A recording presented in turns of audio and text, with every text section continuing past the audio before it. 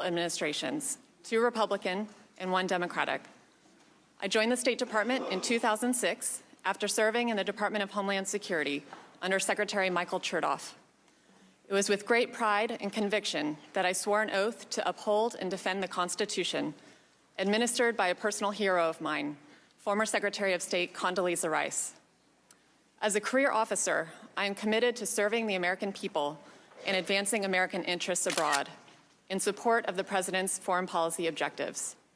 I have been inspired and encouraged in that journey by the thousands of other dedicated public servants who I'm proud to call colleagues across the Foreign Service, Civil Service, military, and federal law enforcement agencies.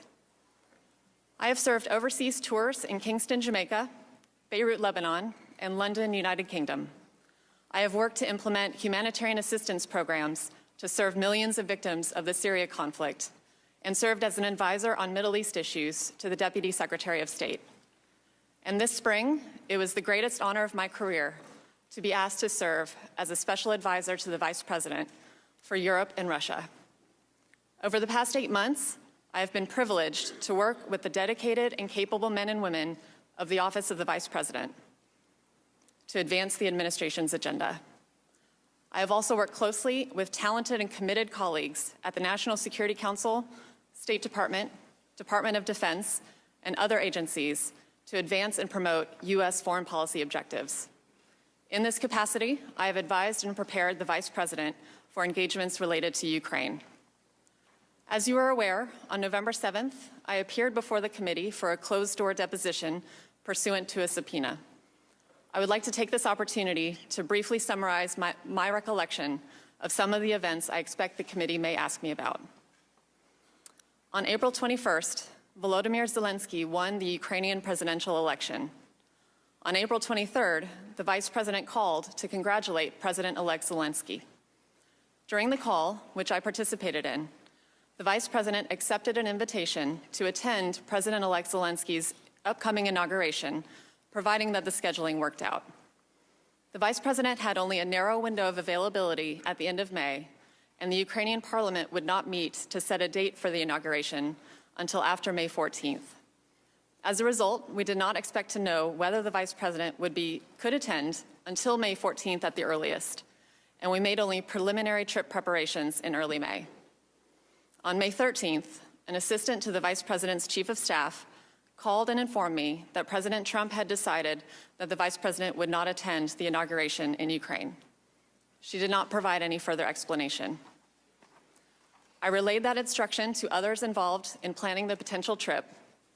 I also informed the NSC that the Vice President would not be attending so that it could identify a head of delegation to represent the United States at President-elect Zelensky's inauguration. On July 3rd, I learned that the Office of Management and Budget had placed a hold on a tranche of security assistance designated for Ukraine. According to the information I received, OMB was reviewing whether the funding was aligned with the administration's priorities. I subsequently attended meetings of the Policy Coordination Committee, where the hold on Ukrainian security assistance was discussed.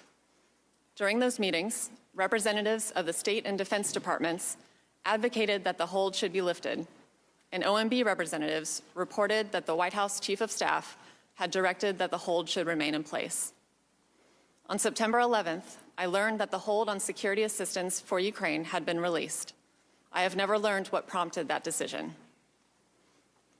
On July 25th, along with several of my colleagues, I listened to a call between President Trump and President Zelensky, the content of which has since been publicly reported.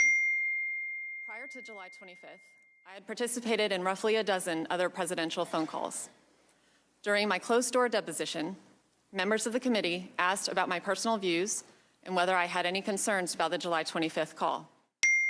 As I testified then, I found the July 25th phone call unusual because, in contrast to other presidential calls I had observed, it involved discussion of what appeared to be a domestic political matter. After the July 25th call, I provided an update in the Vice President's daily briefing book, indicating that President Trump had a call that day with President Zelensky. A hard copy of the memorandum transcribing the call was also included in the book. I do not know whether the Vice President reviewed my update or the transcript. I did not discuss the July 25th call with the Vice President or any of my colleagues in the Office of the Vice President or the NSC. On August 29th, I learned that the Vice President would be traveling to Poland to meet with President Zelensky on September 1st. At the September 1st meeting, which I attended, President Zelensky asked the Vice President about news articles reporting a hold on U.S. security assistance for Ukraine. The Vice President responded that Ukraine had the United States' unwavering support and promised to relay their conversation to President Trump that night.